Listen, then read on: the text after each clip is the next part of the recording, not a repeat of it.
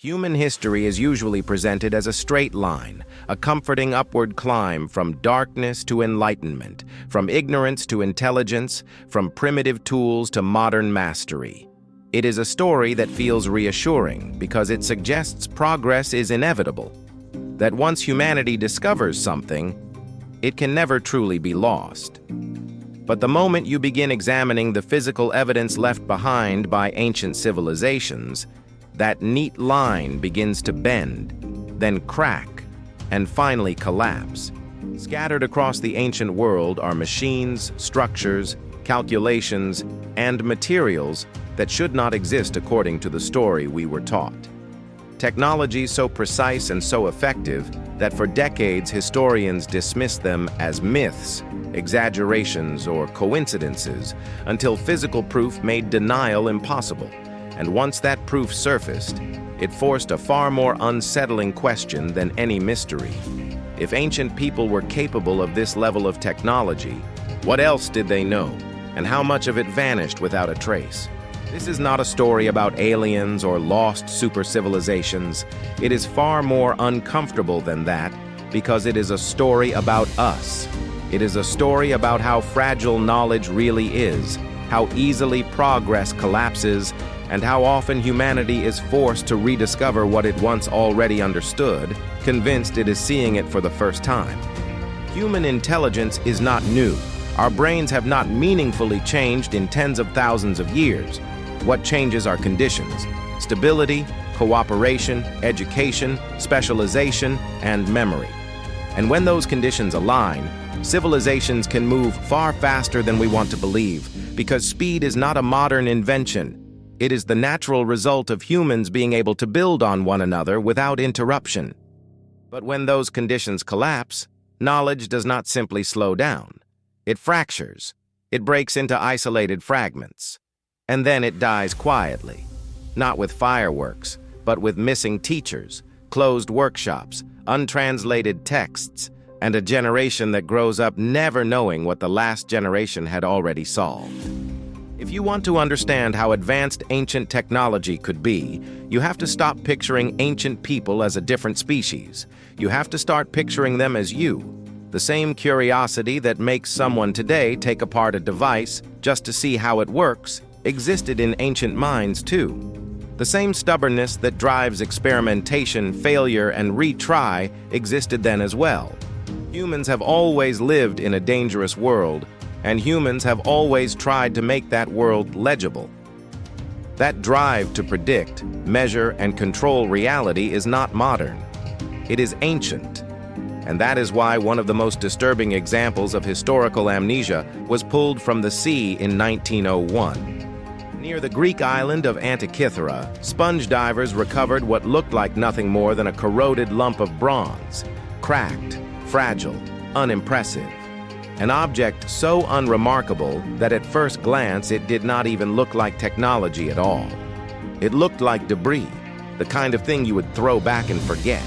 But when researchers looked closer, they noticed something impossible hidden beneath the corrosion. Shapes that should not have been there. Teeth, evenly spaced, repeated, deliberate. The unmistakable signature of gears. As the object was carefully cleaned, the impossible became clearer. Dozens of precision-cut bronze gears packed into a compact box-like structure, interlocking in a way that implied planning, mathematics, and mechanical literacy. This object, now known as the Antikythera Mechanism, dates to around 100 BCE. What makes the Antikythera Mechanism unsettling is not just that it exists, but what it does. It turns time and astronomy into computation. It takes celestial cycles, lunar months, eclipse patterns, planetary movements, and encodes them into gear ratios, translating the sky into mechanics. Think about what that means. It means there were people who were not simply stargazing, but quantifying and modeling the universe. People who could look at the heavens and say, "We can build this," and then actually do it. When modern researchers call the Antikythera Mechanism an analog computer, they are not being poetic. They are trying to explain the shock. This is not a simple device like a sundial. It is a machine that implies an entire chain of knowledge. Someone had to understand the astronomical cycles. Someone had to convert those cycles into mathematical ratios. Someone had to design a gear train where errors would not compound into nonsense. Someone had to manufacture parts with precision. And someone had to assemble and test the device. And here is the most chilling implication of all. No one invents something like this perfectly on the first attempt. Complex machines are not miracles. They are endpoints. They are the result of long traditions filled with prototypes, failures, refinements, workshops, and shared expertise. In other words, the Antikythera mechanism is not a lonely anomaly. It is a survivor. A single surviving tooth from a much larger jaw of lost technology. Which leads to a far more unsettling question than how did they do it? The real question is, how much of this existed, and why is this the only one we have? If a civilization can build one such device, it can build more. And if it did not, then either the demand disappeared or the tradition was interrupted. And interruption is the true enemy of progress. Imagine the world that produced this machine. Bustling Mediterranean ports, ships carrying grain, metal, and ideas, scholars debating geometry, artisans learning from masters, engineers building cranes, pumps, and siege machines, astronomers mapping the sky as pattern rather than myth. That world existed, and then it changed. Empires shifted, patronage collapsed, wars redirected resources, workshops closed. Knowledge that required living communities became rare, then rarer, and finally vanished. The device survived, but the tradition did not. And admiration without understanding turns technology into magic. Magic cannot be reproduced. The Antikythera mechanism is not just a marvel of engineering, it is a warning. Knowledge is not information alone, it is a living ecosystem. And ecosystems collapse when key species disappear. That same pattern appears again in Roman engineering, particularly in a material so effective that modern science spent centuries trying to rediscover it: Roman concrete. Roman concrete sounds boring until you realize what it represents. A civilization discovering a recipe that behaves like self-healing stone. A material that can survive centuries of stress, salt water, and time. Roman builders used volcanic ash and lime. In marine environments, chemical reactions formed mineral structures that could fill microcracks over time. Stress did not always weaken the material. Sometimes it strengthened it. That is why Roman harbors, seawalls, and domes still stand. Not as ruins propped up by nostalgia, but as engineering that refuses to die. And then comes the uncomfortable part. After Rome fractured, much of this practical knowledge faded. Not because it was wrong, not because it stopped working, but because the network that preserved it collapsed. Trade routes broke, cities depopulated, skilled builders stopped training apprentices, manuals stopped being copied, and once a society loses a technique, rediscovering it can take centuries. Technology does not survive because it is written down. It survives because people keep using it. The same misunderstanding surrounds ancient experiments with steam power. In the 1st century CE, Heron of Alexandria described a device called the Aeolipile, a rotating sphere powered by steam jets. Modern observers often dismiss it as a toy, but that dismissal misses the point entirely. The Aeolipile proves that ancient thinkers understood something profound. Heat could be converted into motion. Steam could do work. The reason this did not trigger an industrial revolution was not lack of intelligence. It was lack of alignment. Ancient economies relied on abundant human and animal labor. There was little incentive to replace it with machines. Technology only reshapes societies when social and economic conditions demand it. Invention alone is not enough, and this pattern repeats in ancient astronomy. In the 3rd century BCE, Eratosthenes calculated the circumference of the Earth using shadows and geometry, arriving astonishingly close to modern measurements. That calculation required more than mathematics. It required a culture willing to trust reason over myth. At the same time, The Maya were tracking celestial cycles with extraordinary precision. Their calendars predicted eclipses and planetary movements through multi-generational observation. Their architecture functioned as scientific instruments. This was not casual stargazing. It was institutional science. And when those institutions collapsed, the knowledge bled out. Medicine tells the same story. In ancient India, surgical traditions described procedures, instruments, and training. In ancient Egypt, medical texts recorded clinical observations and treatments. These were empirical systems built on practice and repetition. Architecture makes the evidence unavoidable. Inca stonework fits together without mortar, resisting earthquakes. Indus Valley cities featured sanitation and drainage systems. Egyptian construction required planning on a massive scale. These societies understood systems. Material science adds the final piece. Damascus steel, the Lycurgus cup. Advanced outcomes achieved through observation, iteration, and tradition. And then the tradition breaks. This is the pattern that repeats across history. Humanity reaches heights of organized knowledge.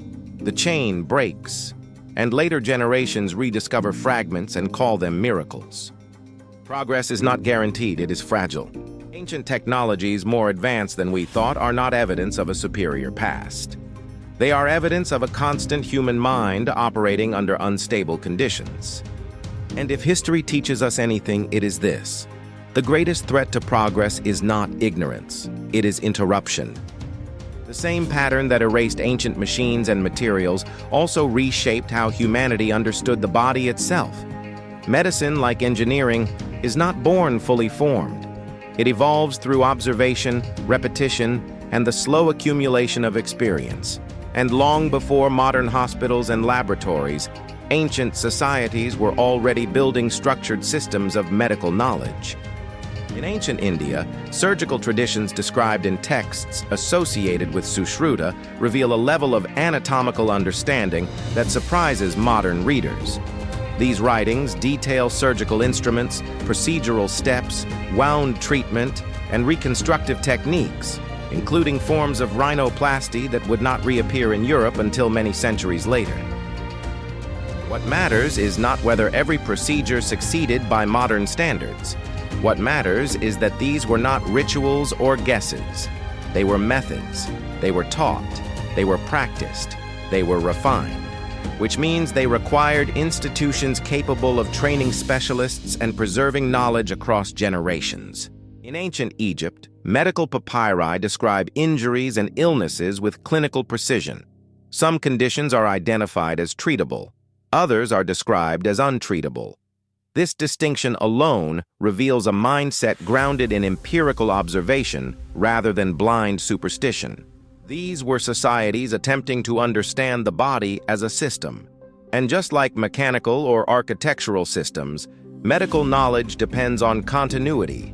When texts are lost, when practitioners disappear, when languages fade, entire traditions of healing vanish silently. Architecture makes this loss impossible to ignore because architecture leaves scars on the landscape. You can debate texts, you can question translations, but you cannot argue with stone. Across the ancient world, structures exist that demonstrate mastery of planning, measurement, and material handling that rival modern engineering in principle, if not in tools. In the Andes, Inca stonework fits together so tightly that mortar is unnecessary. Irregular blocks interlock like puzzle pieces, distributing stress in ways that allow structures to survive powerful earthquakes. This is not luck, it is understanding. It reflects builders who recognized how stone behaves under pressure and motion and who adjusted design accordingly. That knowledge was not written in equations, but it was embedded in practice. In the Indus Valley, ancient cities reveal standardized brick sizes, grid layouts, and advanced drainage systems, including covered sewers and household sanitation. These were urban centers designed with public health in mind, prioritizing water flow and waste removal thousands of years before such concerns became common elsewhere. Egyptian construction demonstrates another dimension of technological mastery: logistics. Quarrying, transporting, and positioning massive stone blocks required planning, workforce coordination, measurement systems, and tool consistency on a scale that could only exist within highly organized societies. These achievements were not isolated strokes of genius. They were systems, and systems are fragile. Material science exposes this fragility even further because materials are the hidden skeleton of every technological era. The strength of a civilization is often encoded not in its monuments, but in its recipes. Damascus steel is a prime example. Blades produced using certain historical methods displayed remarkable strength and flexibility, properties that later metallurgists struggled to replicate after the original production techniques were lost. The knowledge did not disappear because it was wrong. It disappeared because the chain of transmission broke. The same principle appears in one of the most striking artifacts of the Roman world, the Lycurgus cup. This glass vessel changes color depending on the direction of light, appearing green when lit from the front and red when lit from behind. Modern analysis shows that this effect is caused by tiny particles embedded in the glass, producing optical properties that fit modern definitions of nanoscale phenomena. Whether Roman artisans understood the physics behind the effect is irrelevant. They achieved consistent results, and consistent results require controlled processes, skilled craftsmanship, and repeated experimentation. These outcomes reveal something deeply unsettling. Advanced results do not require modern theory. They require observation, iteration, and tradition. And tradition, once broken, does not announce its absence. It simply disappears. This is the pattern that binds all of these examples together. Humanity repeatedly reaches heights of organized knowledge. Then something interrupts the chain. War, collapse, economic shift, cultural erasure. And once the chain breaks, progress does not gently pause. It resets. Later generations encounter fragments of this lost knowledge and assume they are anomalies, mysteries, accidents, because without context, sophistication looks impossible. This is why history often underestimates the past. Not because the past lacked intelligence, but because it lacked continuity. The most dangerous myth humanity ever created is the idea that progress is inevitable, that once knowledge is discovered, it can never truly be lost. History proves the opposite. Libraries burn, scholars are silenced or scattered, languages die, institutions collapse, and when that happens, knowledge does not wait patiently to be rediscovered. It vanishes, sometimes for centuries. And this is where the story becomes uncomfortably modern, because our own civilization is built on chains just as fragile. Modern technology feels invincible because it is everywhere, but it is everywhere only because a vast, invisible infrastructure supports it. Specialized education, global supply chains, stable energy, stable governance, stable communication. Break enough of those links, and even the most advanced knowledge becomes inaccessible, not because it no longer exists, but because no one remembers how to use it. Future generations may one day find remnants of our age the way we find remnants of ancient ones. Servers instead of scrolls, data centers instead of libraries, machines without manuals, and without cultural continuity, they may misunderstand our achievements just as we misunderstand those of the past. Ancient technologies more advanced than we thought are not evidence of a superior lost civilization. They are evidence of a constant human mind operating under unstable conditions. Humanity has always been capable of brilliance. What it struggles to preserve is memory. And if history teaches us anything at all, it is this: the greatest threat to progress is not ignorance, it is interruption. Thanks for watching the video. Please like and subscribe my channel.